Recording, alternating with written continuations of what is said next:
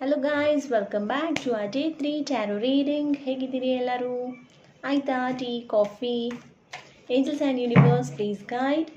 ನನ್ನ ವ್ಯೂವರ್ಸ್ಗೆ ಏನು ಗೈಡೆನ್ಸ್ ಕೊಡ್ತಾ ಇದ್ದೀರಾ ಅಂತ please guide angels and universe.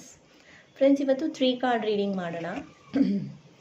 The strength, the sun, the magician.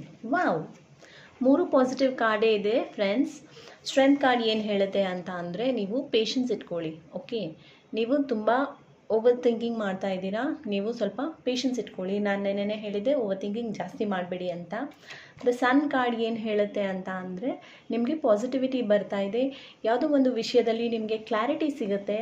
ಹಾಗೆ ಗುಡ್ ನ್ಯೂಸ್ ಏನಾದರೂ ಬರೋದಿತ್ತಂದರೆ ನಿಮಗೆ ಗುಡ್ ನ್ಯೂಸ್ ಕೂಡ ಬರ್ತಾ ಇದೆ. ಯಾವುದಾದ್ರೂ ಒಂದು ಮೆಸೇಜ್ಗೋಸ್ಕರ ನೀವು ವೆಯ್ಟ್ ಮಾಡ್ತಾ ಇರ್ಬೋದು. Maybe phone call, maybe a message or something.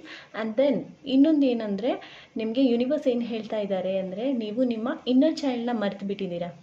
Friends, ನಾವು ದೊಡ್ಡವರಾಗ್ತಾ ಆಗ್ತಾ ನಮ್ಮ ರೆಸ್ಪಾನ್ಸಿಬಿಲಿಟೀಸ್ನ ಜಾಸ್ತಿ ಮಾಡ್ತಾ ನಮ್ಮ ಇನ್ನರ್ ಚೈಲ್ಡ್ನ ಮರೆತು ಬಿಟ್ಟಿರ್ತೀವಿ. ಸೊ ನಿಮ್ಮ ಇನ್ನರ್ ಚೈಲ್ಡ್ನ ಎವೋಕ್ ಮಾಡ್ಕೊಳ್ಳಿ. ಹಾಗೆಯೇ ಮ್ಯಾಜಿಷಿಯನ್ ಕಾರ್ಡ್ ಏನು ಹೇಳ್ತಾರೆ ಅಂತ ಅಂದರೆ, ನಿಮ್ಮ ಹತ್ರ ಎಲ್ಲ ಇದೆ, ಟೂಲ್ಸ್, ಟೆಕ್ನಿಕ್ಸ್ ನಿಮ್ಮ ಹತ್ರ ಏನಿದೆ ಅಲ್ವಾ, ಎಲ್ಲ ಇದೆ. ಬಟ್ ನೀವು ಅದನ್ನು ಯೂಟಿಲೈಸ್ ಮಾಡ್ಕೊಳ್ತಾ ಇಲ್ಲ. ನಿಮ್ಮ ಪವರ್ನ ಮತ್ತೆ ಬ್ಯಾಕ್ ತೊಗೊಳ್ಳಿ.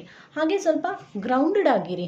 ಓಕೆ ಫ್ರೆಂಡ್ಸ್, ಗ್ರೌಂಡೆಡ್ ಮೀನಿಂಗ್ ಏನು ಅಂತ ಅಂದರೆ, ನೀವು ಬೇರ್ ಫೂಟಲ್ಲಿ ವಾಕ್ ಮಾಡ್ಬೋದು.